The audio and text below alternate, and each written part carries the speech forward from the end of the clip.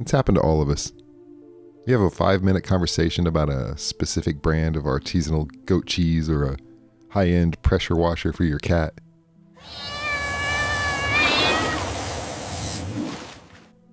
And an hour later, your phone is screaming at you to buy it. It feels personal. It feels like a violation. It feels like there's a tiny digital FBI agent living in your pocket, taking notes on your every weird thought. And the internet is convinced our devices are listening to us to sell us stuff. But the truth is actually much, much weirder and a lot more impressive than a simple microphone, actually. Is your phone a spy? Or are you just incredibly predictable? Let's check that.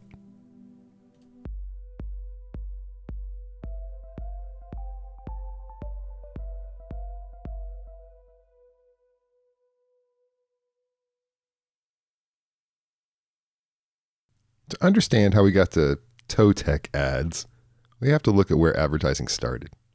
For thousands of years, if you wanted to sell something, you basically just had to be the loudest person in the market.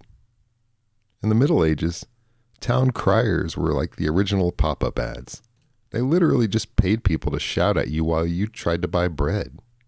It was broadcasting in the literal sense. You threw a message at everyone and hoped that, a few of them actually cared about your fish sauce or your grapes or whatever. And then came the print revolution. Before the internet was tracking your ads, the world ran on ink. The first newspaper ads in the 1700s weren't even called ads, they were announcements.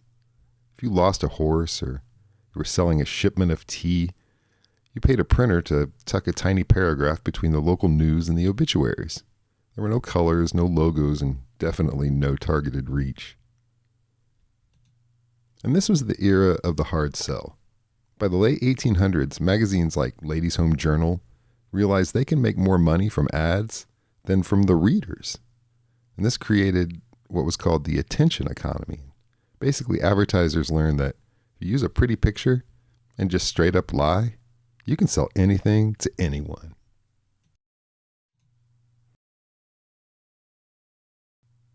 And then came the car. And suddenly, people weren't just sitting at home reading, they were moving. And this birthed the billboard. And this was the first time advertising had to be scannable. You had 3 seconds to get a driver's attention before they hit a tree. It was a land grab for your eyeballs. The bigger the sign, the better the business. And it worked so well that by the 1930s, you couldn't even see the scenery for all the ads. But the real game changer, 1922, the first radio commercial. For the first time in history, an advertiser could walk right into your living room and whisper in your ear. They didn't just tell you about a product, they created a jingle to go with it. Our special syrup helps the soothing comfort flow. It brings a pleasant ease, a wonderful delight, and helps you find your voice again so clear and bright. A truly comforting and very pleasant choice. Dr. Dunkirk's Cough Away Elixir. Why cough and sputter like a broken motor car when Dr. Dunkirk's Cough Away Elixir can make you feel good wherever you are?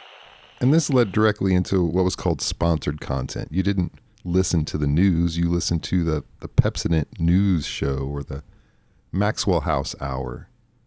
They realized that if you provide the entertainment for free, people will let you sell them coffee for an hour.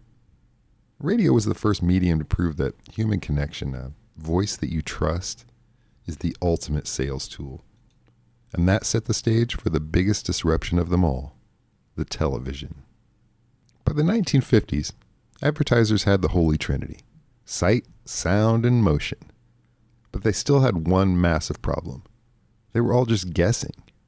They knew that people who watched I Love Lucy probably bought laundry detergent, so they bought airtime during that slot.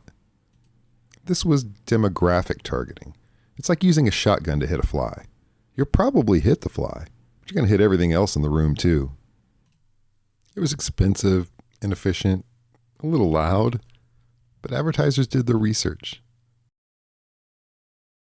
They realized that putting an ad for a lawnmower during a baseball game, they'd reach a lot more men. Demographic targeting, it wasn't about who you were, but where you were looking. And advertisers took it even further. In 1957, a market researcher named James Vickery claimed he flashed "Eat popcorn, drink Coca-Cola" for 1/3000th of a second during a movie in New Jersey. He claimed popcorn sales jumped 57%. But here's the thing. It was a lie. In 1962, Vickery admitted he fabricated the data to save his failing marketing business. He never even did the experiment. True subliminal messaging, flashing things too fast to be seen consciously, it doesn't work for complex actions. You can't make someone buy a car with a single frame of a steering wheel. However, what's known as priming does work. If you're already thirsty, seeing a subtle hint of a drink brand can influence which drink you pick, but it won't make you thirsty.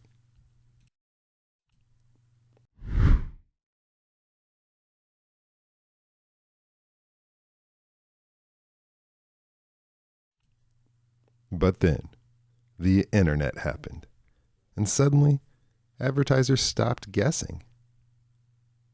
Every time you like a photo, linger on a video for 3 seconds too long, or search for how to fix a leaky faucet, you aren't just getting information, you're giving it. Companies built a digital twin of you. They don't need to hear you talk about a pressure washer for your cat because they know you just got a cat last week, and you live in a zip code known for dirty cats. And your neighbor, he just bought a pressure washer for his cat last week. Modern advertising isn't a town crier anymore, it's a psychic. It's not listening to your voice. It's predicting your next move based on 1 billion data points you gave away for free.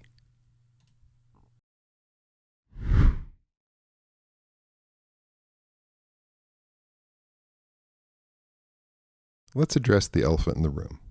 Are the microphones on? Technically, your phone is listening, but only for wake words like "Hey Siri" or "Okay Google."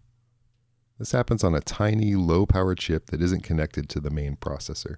It's looking for specific sound patterns, not your secrets. If Facebook or Amazon were actually recording 24/7 audio from billions of people, the amount of data would be astronomical. It would crash the cell networks and drain your battery in 2 hours. Security researchers have poked and prodded these apps for years. They haven't found evidence of hidden audio uploads. So why do you see the ads? Well, you spent 2 hours at your friend's house. Your friend just bought a new espresso machine. Your phones talked, via GPS while you were there, and now the algorithm thinks you want an espresso machine too. And also think about this. You talk about 1,000 things a day. You only notice the ad when it matches one of those things. It's one of those glitch in the matrix moments. But it's actually just math. So where are we headed?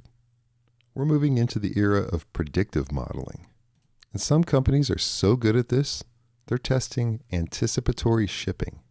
Shipping a product to a warehouse near you before you even buy it, because they know you're about to discover that you need it. We think that we're being spied on because we want to believe we're more complex than an algorithm. But the reality is, 10 years of your browsing history is a much better predictor of your behavior than anything you'd ever say out loud.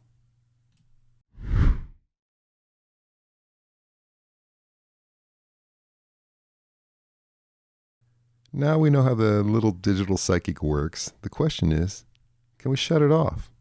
And more importantly, do we actually want to? You've seen the pop-ups. Allow this app to track your activity across other companies' apps and websites. Since 2021, when Apple and others made it easier to say no to this, millions of people have opted out. When you hit that Ask App Not to Track button, you aren't actually deleting the ads. You're just taking away the algorithm's glasses. You're telling it, stop trying to guess who I am. Now, I'm not here to tell you leave your tracking on or turn it off. That's a personal privacy choice you make on your own. But there is a trade-off that most people don't think about until it happens. If I leave my tracking on, the algorithm knows I'm a tech-obsessed nerd who produces a show called Let's Check That. So I'm probably going to see an ad for a new high-end condenser microphone or a specialized piece of animation software. But if I turn everything off, the ads don't disappear. They just lose their aim. Suddenly I'm seeing ads for diapers, and I don't have a diaper-age child. I'm seeing ads for cat food. I'm a dog person. I'm seeing ads for a retirement community in Florida when I'm still trying to figure out how to pay off my student loans. It's a choice between efficient privacy and irrelevant noise. Does it make more sense to see ads for things you might actually use, or would you rather live in a digital world where every commercial feels like a total stranger shouting at you in a language you don't speak? Do you want the convenience of an algorithm that knows you, or the privacy of a system that treats you like a random number?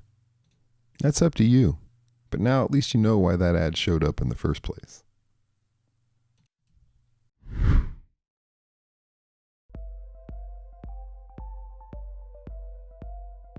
Okay, so what did we learn?